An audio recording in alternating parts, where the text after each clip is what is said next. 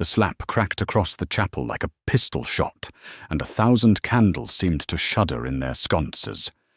"You wretched thing," hissed the bride in her white silk and pearls, the bride who was supposed to be radiant, the bride who was instead trembling with fury at her own younger sister. "You ruined my mourning, and now you ruin my wedding. Get out before I have you whipped." The girl who had been struck did not lift her hand to her cheek. She did not weep. She only looked, with eyes too steady for a creature so small in that vast nave, at the man in the groom's place.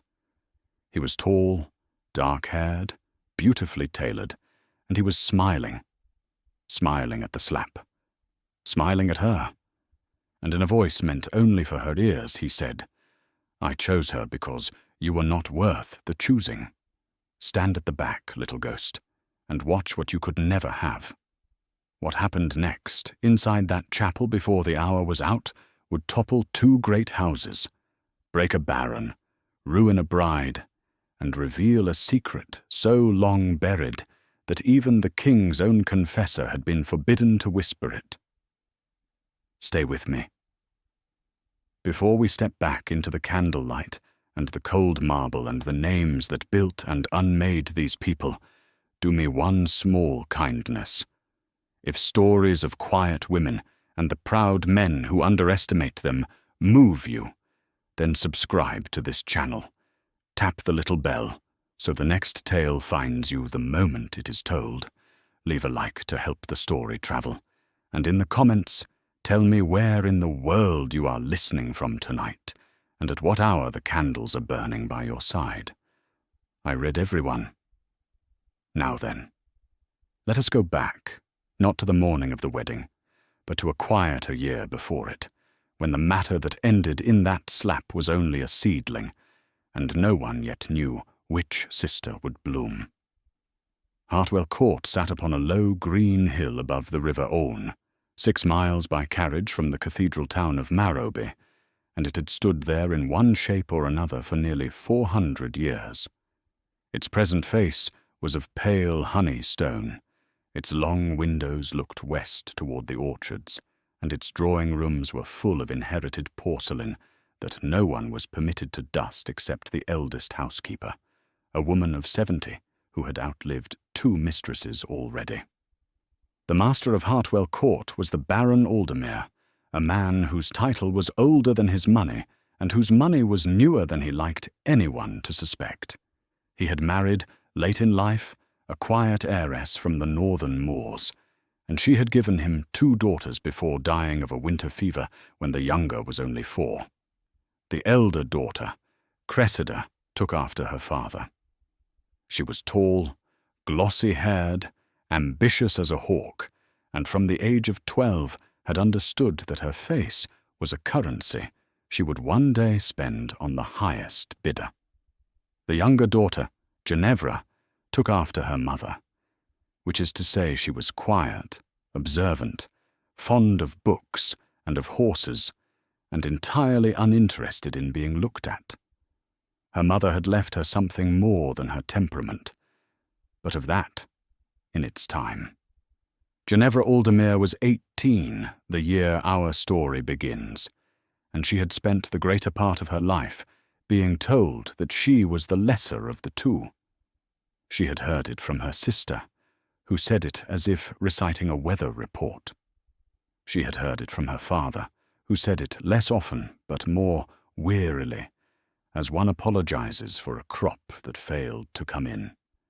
She had heard it from the village dressmakers, who pinned Cressida's gowns with reverent fingers and pinned Ginevra's with the careless speed of women who knew the younger sister would not complain. She had heard it from the visiting matrons who pressed Cressida's hand and called her a beauty, and then turned to Ginevra and said, "And how is your reading, my dear?" As if reading were a small consolation prize for not being looked at. Ginevra bore it as she bore the weather. She did not argue, she did not pout, she did not weep. She read. She rode out at dawn before her sister was awake. She paid careful attention to the household ledgers, which her father had begun to leave open on the library table, and she paid even more careful attention to the names of the men who came and went from the estate on business her father did not explain. Among those men, twice a year, came a courier in plain dark livery from a house Ginevra was not supposed to know about. He spoke to her father in the small study, never the great one. He left with sealed papers and arrived with sealed papers, and he never accepted refreshment, and he never gave his name. The first time Ginevra saw him, she was 12 and hidden behind a curtain.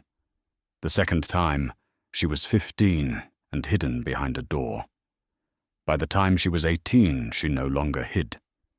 She greeted him in the front hall, took his cloak with her own hands, and said, "My father is in the study, sir, and the tea will not be brought, as you prefer." The courier looked at her then for a long moment, bowed more deeply than a courier ought to bow to the lesser daughter of a country baron, and said, "Mistress." And that was all. But Ginevra remembered that bow, the man who would one day stand at the altar, smiling after a slap, arrived at Hartwell Court for the first time in the late summer of Ginevra's 19th year. His name was Lord Theodoric Vance, heir to the Marquisate of Dunhollow, a young man whose father owned 3 iron mines and a coast of timber, and whose grandfather had ennobled the family by a fortunate marriage to a king's discarded mistress. Theodoric was 26, beautifully made, taught to ride and to dance, and to bow at exactly the angle that flattered without obliging. He came under pretence of consulting Baron Aldermere about a stretch of river that ran through both their lands, but everyone in the house understood within an hour that he had come to look at Cressida. Cressida had been arranged for him in the drawing-room, like a still life, in pale green silk against the cream wall, with her hair caught up in pearls. Ginevra had been arranged nowhere. She came in from the stable-yard in riding boots and a plain grey habit, with mud on her hem and a smudge on her glove, because no one had told her there was a guest. Her sister's eyes promised retribution. Her father's eyes flicked past her, as one's eyes flick past a chair.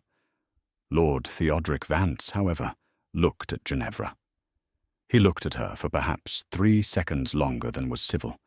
Then he turned back to Cressida and gave her the slow, warm smile that had been crafted in him from boyhood, and Ginevra excused herself and went up the back stair and did not come down to dinner. That should have been the end of it. In most houses it would have been. Theodoric came to court Cressida. Cressida was delighted to be courted, and the household began at once to plan a wedding that would unite 2 old names and a great deal of new money. The Baron was triumphant. Cressida was triumphant. The servants whispered. The matrons of Marrowby came in pairs to congratulate, and Ginevra returned to her books and her horses and her quiet attention to the ledgers, and asked only one favour of her father, which was to be excused from the daily fittings and the daily teas. Her father granted it without looking up. He thought she was sulking. She was not sulking. She was watching. What she watched in those months of the engagement was a slow and ugly drama, performed in the corners of her own house by people who believed themselves unobserved. She watched Cressida, who had once been merely vain, grow openly cruel under the encouragement of her betrothed. She watched the housemaids learn to flinch when Cressida passed in a corridor. She watched a young footman named Piers, a boy of perhaps 15 with a stammer, be made to stand for an hour in the front hall, holding a tray of glasses because he had set down the wrong wine at luncheon, and she watched Theodoric Vance laugh at the boy's trembling and call him, in that warm, beautiful voice, our little statue. She watched Cressida pinch a kitchen girl on the soft underside of the arm because the toast was cold.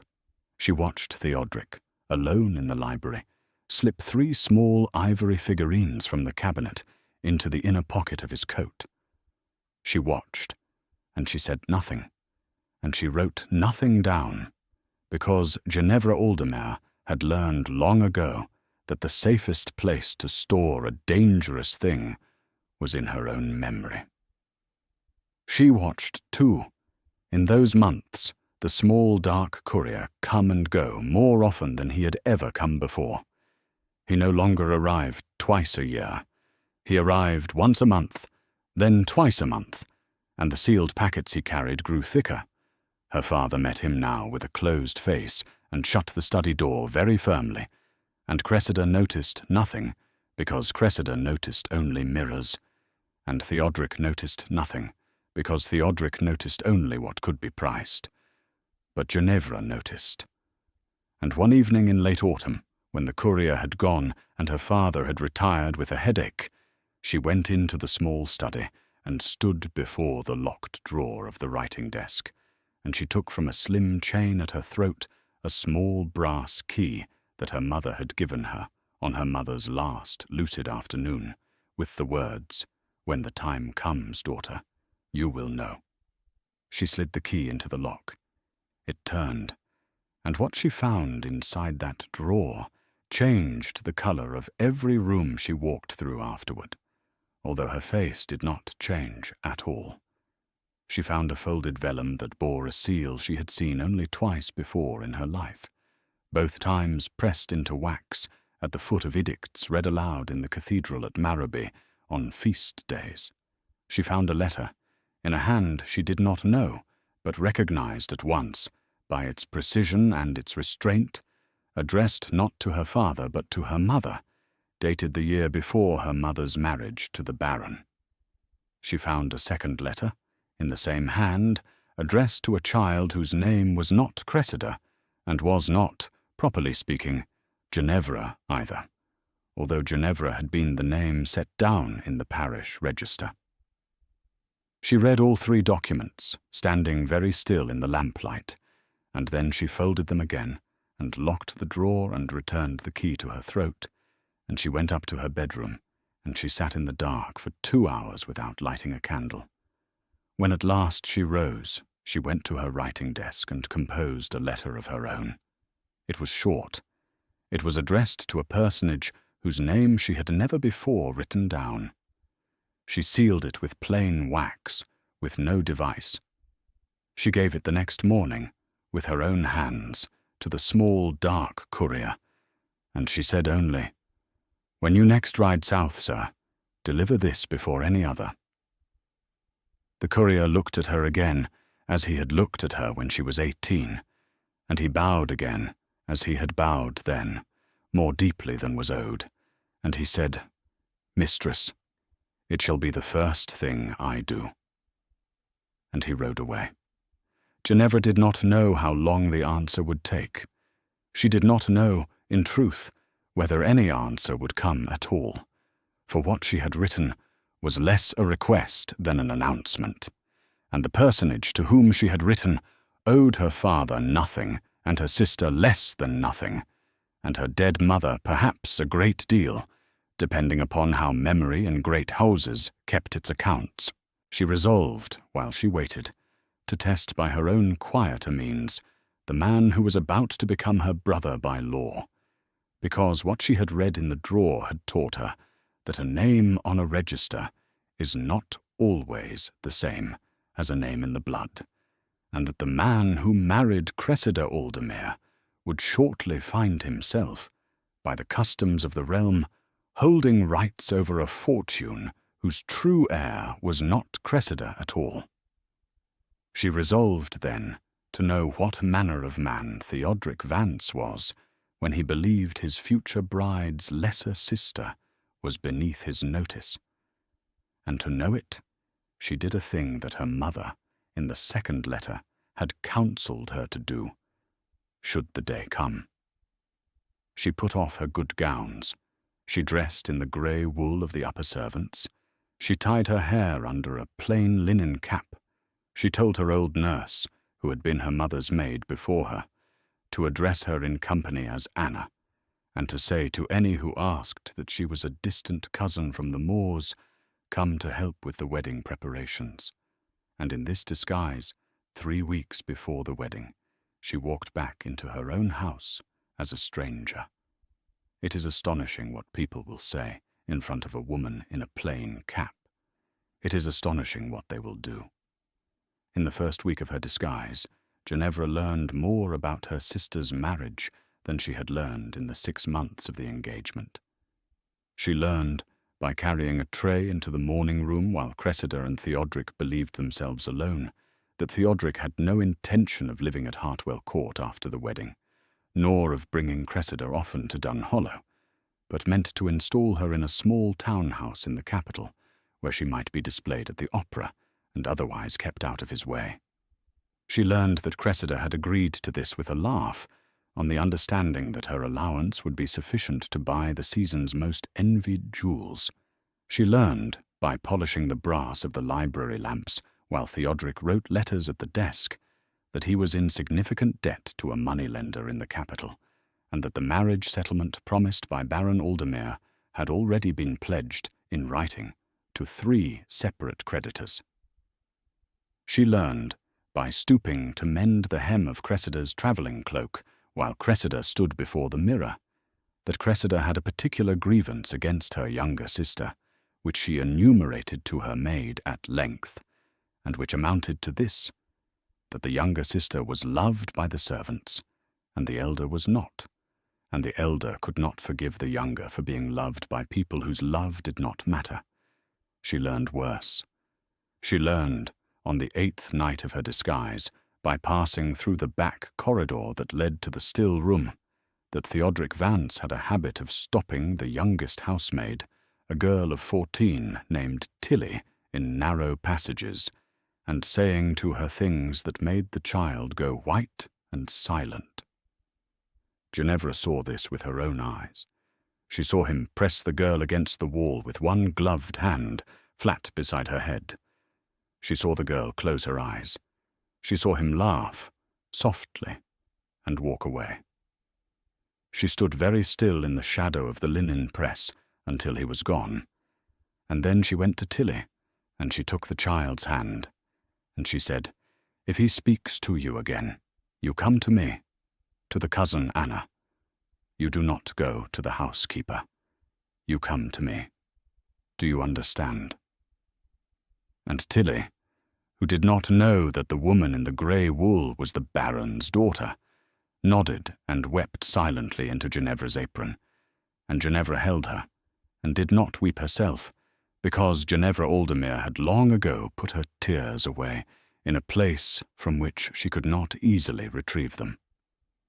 She learned on the 11th night the thing that turned the slow simmer in her chest into something colder and more deliberate. She was carrying a coal scuttle past the small study, the same small study in which the courier was received, and the door was ajar by perhaps 2 fingers' width, and the lamps inside were lit. She paused in the dark of the corridor. She heard her father's voice, weary, saying, "It is done then. The settlement is signed." She heard Theodoric's voice, smooth, saying, "It is done. And the matter of the younger girl, my lord. We have not spoken of the younger girl." She heard her father say, "What of her?" She heard Theodoric say, "She is of an age to marry. She is plain enough that no one of consequence will take her, and she has, I am told, a small portion from her mother's people. I will marry her quietly to my cousin Aldous within the year. He needs a wife and will not be particular. The portion will then be administered, as is customary, by the husband, and the husband, as is customary, will defer to the head of his house, who will be myself. In this way the whole of the Aldermere interest passes neatly into Dunhollow within 18 months, and your name, my lord, is preserved upon the gate. Are we agreed?" She heard her father's silence. She heard her father say, at last, in a voice she had never heard him use before, a voice almost ashamed, "Agreed." Ginevra carried the coal scuttle onto the drawing-room. She set it down. She knelt at the grate. She built up the fire with her own hands, because the housemaid whose work it was had been sent up to mend a torn flounce on Cressida's nightgown. She watched the flames take hold.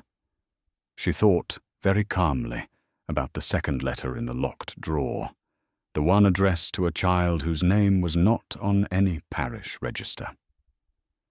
She thought about the small, dark courier riding south.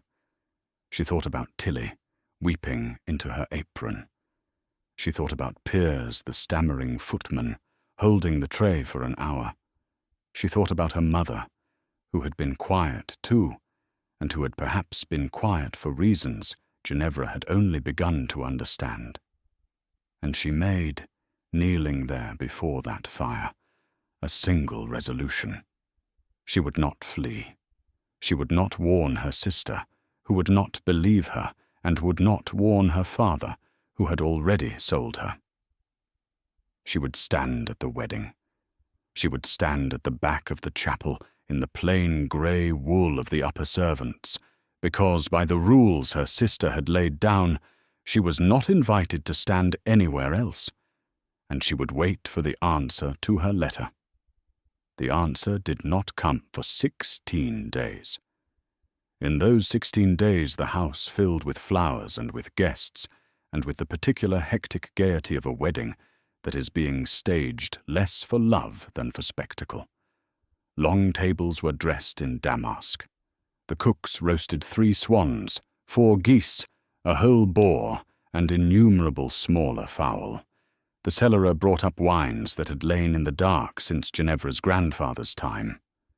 A consort of musicians arrived from the capital and were lodged in the gatehouse. Cressida, who had begun to be afraid without knowing why, grew sharper of tongue with every passing day. She struck her maid twice. She had Piers turned out of the house for a trembling that displeased her, although the housekeeper, who loved the boy, hid him in the brewhouse and fed him from her own plate. Theodoric grew smoother and more charming with every passing day, and more attentive to Tilly in the narrow passages, until Ginevra, in her grey wool, began deliberately to walk wherever Tilly walked, and to be always within reach of Tilly's hand, so that the child should never again be caught alone. Theodoric noticed this. He looked at the cousin Honor in her plain cap, with a flicker of irritation, and then with a flicker of something else, and once, passing her in a doorway, he said softly, "You have a careful eye, country cousin. I shall remember it." Ginevra lowered her eyes, as a servant should, and said, "Your lordship is kind to notice me at all," and he laughed and went on, but she remembered. On the 15th day, in the late afternoon, a single rider in plain dark livery came up the avenue of limes, and asked at the kitchen door for the cousin Anna. The housekeeper, who alone in the house, besides the old nurse, knew who the cousin Anna truly was, fetched Ginevra at once. The rider did not dismount. He bent from the saddle and pressed into Ginevra's hand a packet sealed with a device she had seen only twice in her life, upon edicts read aloud in the cathedral. He said, in a voice meant for her alone, "It is read, mistress. It is believed. He comes himself. He will be at the chapel. By the hour the vows are spoken. He bids you stand where you intend to stand, and say nothing until he speaks." Ginevra closed her fingers over the packet. She said, "Thank you, sir." The rider touched his hat, turned his horse, and was gone down the avenue at a trot before the kitchen boys had finished gawping. Ginevra walked back through the still room and up the back stair and into the small bedroom at the end of the servants' corridor that she had taken for her own during the disguise, and she sat down upon the narrow bed, and she opened the packet, and she read what was written there. Then she folded the page and held it for a long while against her chest, and at last she said, aloud, to the empty room, "Mother, it is done. He will come." And for the first time in many years, 2 tears, only 2, slid down the face of Ginevra Aldermere, and she let them fall, because there was no one to see, and because some debts, once acknowledged, deserve at least that much water. The morning of the wedding rose clear and cold, with a hard blue sky and a wind that moved the last yellow leaves along the gravel. The chapel of Hartwell Court stood at the end of a long avenue of yews, a small ancient building of grey stone with a single bell, and it had been dressed for the occasion in white roses brought up from the southern hothouses at indecent expense. Inside, the pews had been polished until they shone, and 1,000 candles, set in iron stands along the walls, made the cold stone glow like the inside of a lantern. The guests began to arrive at 10.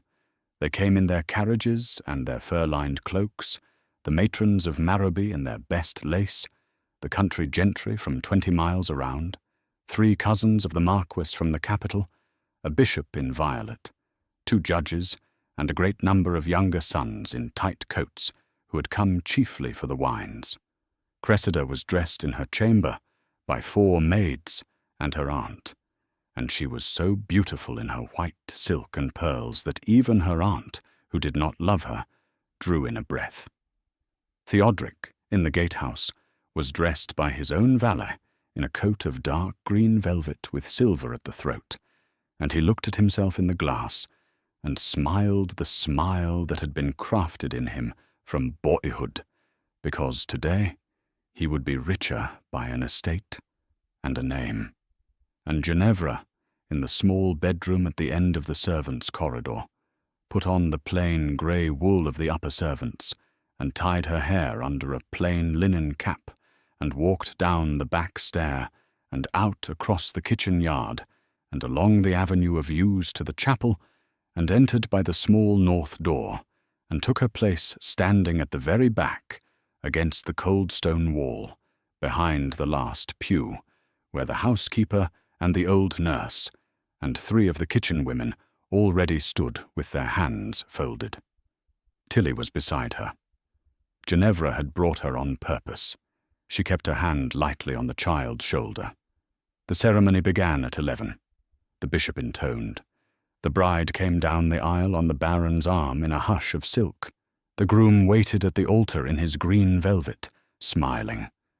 The vows were begun, and it was at the very moment that the bishop asked whether any present knew of any cause or just impediment, that Cressida, turning her head a fraction, to admire the fall of her own veil in the mirror of a polished sconce, caught sight at the back of the chapel of the grey wool and the linen cap and the small fair face of her younger sister, and understood, with the swift clarity that vanity sometimes confers, that her sister had been in the house for 3 weeks, under another name, had seen everything, had heard everything, and had not been invited to this wedding, because Cressida herself had given orders that morning that Ginevra was to be locked in her chamber until the carriages departed. Cressida's face went white, and then red, and then white again. She broke from the altar. She walked the length of the aisle in her white silk and pearls with her train hissing behind her. The bishop's mouth hung open. The guests turned in their pews. Cressida reached the back of the chapel, and without a word she struck her sister across the face with the flat of her hand, and the slap cracked across the chapel like a pistol shot, and 1,000 candles seemed to shudder in their sconces. "You wretched thing," she hissed. "You ruined my morning, and now you ruin my wedding. Get out before I have you whipped." Ginevra did not lift her hand to her cheek. She did not weep. She looked past her sister, down the long aisle, to the man in the groom's place. Theodoric had not moved. He was watching, and he was smiling. He crossed the chapel at his leisure, his green velvet whispering against the pews, and he stopped beside his bride, and he looked down at Ginevra in her grey wool, and he said, in a voice meant only for her ears, but pitched just loud enough that the front pews could catch the music of it, "I chose her because you were not worth the choosing. Stand at the back, little ghost, and watch what you could never have. Tilly, beneath Ginevra's hand, began to tremble. Ginevra pressed the child gently behind her own skirt. She raised her eyes to Theodric's. She said quite calmly, in the first sentence she had spoken aloud in that chapel, "Some debts grow larger when left unpaid, my lord. Yours has been growing for some weeks." Theodric's smile faltered a quarter of an inch. Cressida laughed, a high, brittle laugh, and lifted her hand to strike again. The hand never fell. From beyond the chapel doors, faint at first and then unmistakable, came the sound of many hooves upon gravel, and the rolling thunder of wheels, and the high clear call of a herald's horn, 3 notes repeated, the old summons that in the realm of that country was used only when a personage of the first rank approached a private house. The chapel went still. The bishop closed his mouth. The guests turned in their pews toward the great west door. The baron, halfway down the aisle, put out a hand to steady himself upon a pew end, and missed, and sat down abruptly. The west door was flung open from without. Cold air poured in. Framed in the doorway against the hard blue sky stood 2 men in black livery with a silver device upon the breast, and behind them, dismounting from a carriage drawn by 6 greys, was a figure in a long travelling cloak the colour of wine, and behind him a second carriage and a third, and a guard of perhaps 20 horsemen in the same black livery, who were even now arranging themselves in 2 silent ranks along the avenue of yews. The 2 men in the doorway stepped inside and stood aside. The figure in the wine-coloured cloak walked into the chapel. He was a man of perhaps 50, neither tall nor short, with iron grey hair cropped close to the skull, and a face that had been handsome once, and was now merely formidable.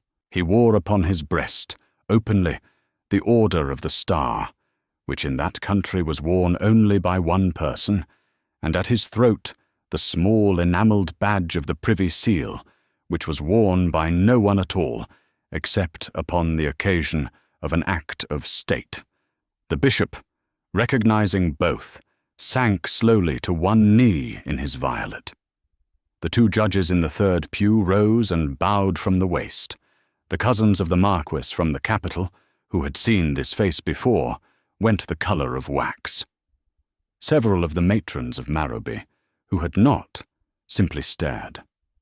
The baron in his pew made a small sound, and the man in the wine-coloured cloak walked, without haste, the length of the aisle, past the trembling bride in her white silk, past the suddenly motionless groom in his green velvet, past the bishop on his knee, and stopped at the back of the chapel before the woman in the plain grey wool and the linen cap. He looked at her for a long moment. Then he reached out with his own hand and untied the linen cap and lifted it from her hair, and the heavy fair hair of Ginevra Aldermere fell down upon her shoulders in the candlelight. He took her hand. He raised it to his lips. He said, in a voice that carried easily to the altar, "Daughter." The chapel did not breathe. A glass dropped somewhere in the third pew and broke against the stone. The housekeeper, beside Ginevra, sank to her knees as if her legs had been cut.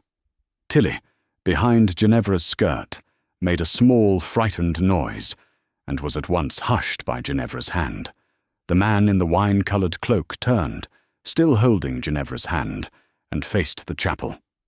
He said, in the carrying voice of a man accustomed to speak in halls where every word would be recorded, "Be it known to this company, and to the witnesses here assembled, that this woman, called Ginevra in the register of this parish, is in truth and in blood my daughter, born of my lawful and secret marriage to the Lady Iseult of Carrowgate in the spring before her second marriage to the Baron Aldermere, which second marriage was contracted with my knowledge and my consent, in order that the child she then carried, being mine, might be reared in safety and in privacy far from a court, that in those years was not safe for her, nor for me, nor for any child of my body.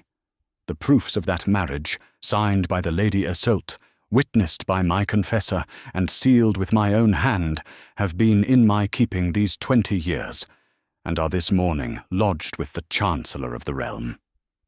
This woman is therefore, by birth and by my acknowledgment this day, the Princess Ginevra of the blood royal, and the sole heir of her late mother's estates at Carrowgate, which are not, and never have been, the property of the Baron Aldermere, but were held in trust for her by the Crown until her majority and her acknowledgment.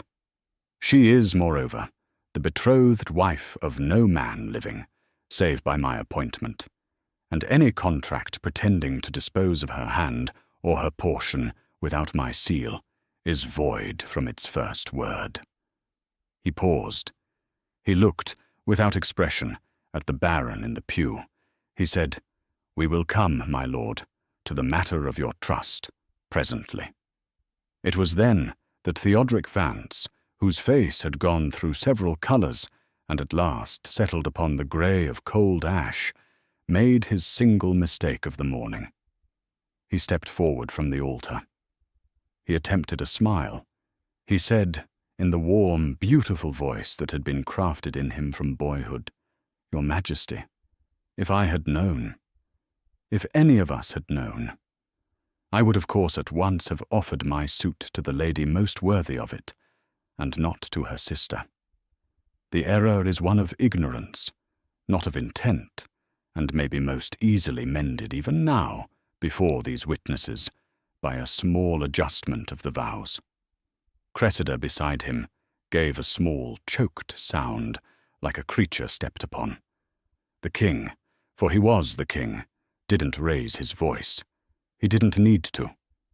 He looked at Theodoric Vance for what felt to the chapel a very long time. Then he said quietly, "My lord of Dunhollow, you have, in the hearing of my daughter, called her a ghost and a thing not worth the choosing, and you have laid your hand in a narrow passage upon a child of 14 in this house, and you have signed a contract in the small study of this estate to marry that same daughter of mine, after the wedding now interrupted, to your cousin Aldous, in order that her portion might pass within 18 months into your hand.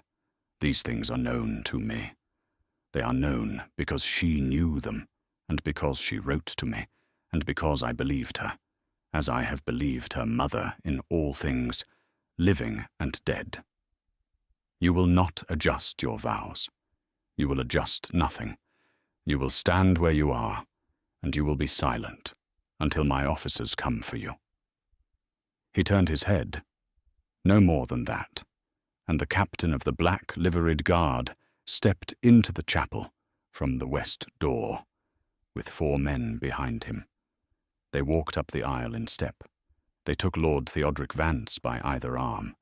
They removed from his inner pocket, in full view of the assembled guests, the 3 small ivory figurines that Ginevra had seen him take from the library cabinet in the autumn, and laid them upon the altar rail.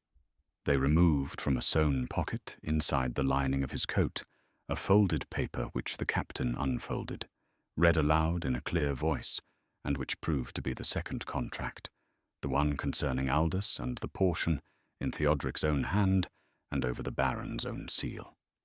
They removed his sword.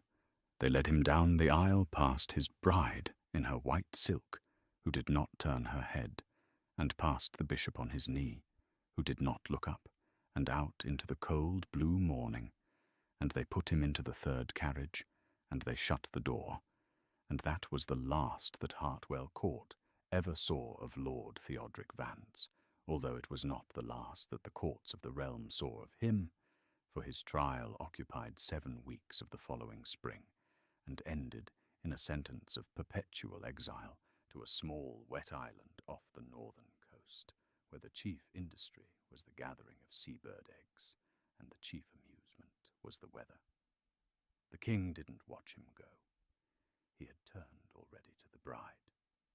Cressida stood alone now at the altar end of the aisle, her white silk crumpled at the hem from her own train, her pearls slightly askew, her face the colour of whey. The king walked the length of the aisle to her, at the same unhurried pace with which he had first entered. He stopped before her. He said, not unkindly, "Madame, you struck my daughter in this chapel not a quarter of an hour ago. You have struck her, I am told, many times in this house, under many roofs, across many years. You took for granted that she was less than you because she was quieter than you, and you mistook her silence for her measure. That is a common error in this world, and it is not, of itself, a crime.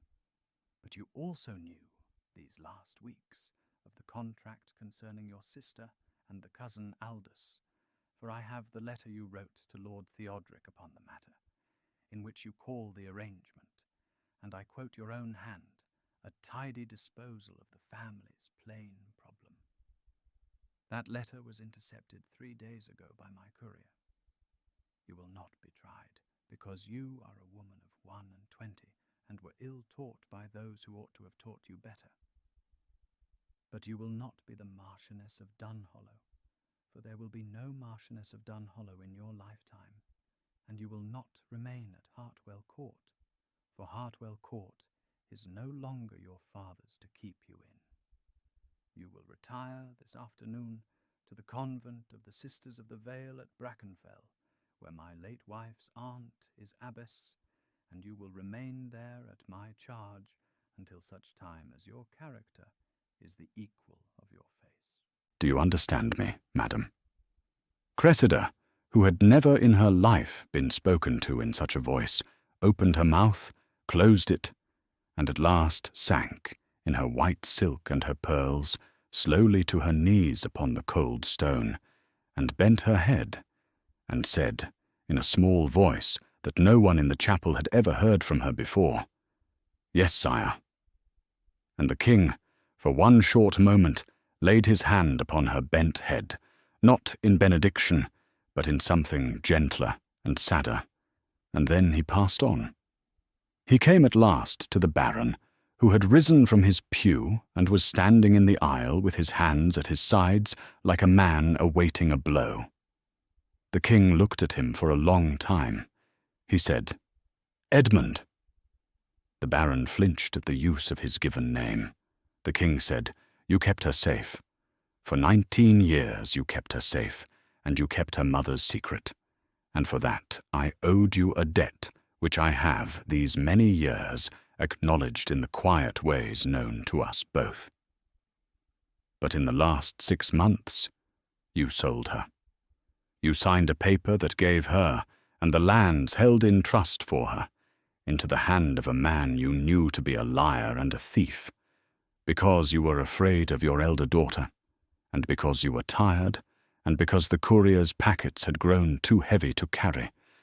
You will not be tried either, Edmund, for the same reason that your elder daughter will not be tried, which is that I have known you a long time, and I am not without mercy. But Hartwell Court passes today, by my seal, to my daughter, who is its rightful mistress by her mother's line.